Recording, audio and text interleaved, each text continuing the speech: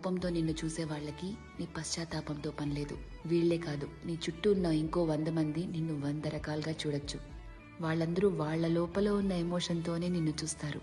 నిన్ను నిన్నుగా చూడగలిగేది ఆ పైవాడి తర్వాత నువ్వు మాత్రమే.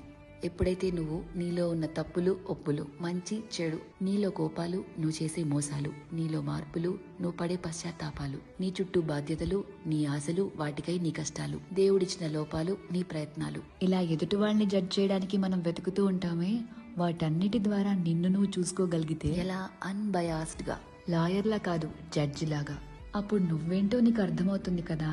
అదే సెల్ఫ్ అవేర్నెస్ అంటే. సెల్ఫ్ అవేర్నెస్ నీకు చాలా ప్రశాంతతనిస్తుంది. ర్యాండమ్ గా ఎవరిని ఏమీ అనలేవు, ఎందుకంటే నీకు తెలుసు ఎవరి తుఫాన్లు వాళ్లకుంటాయి లోపల అని.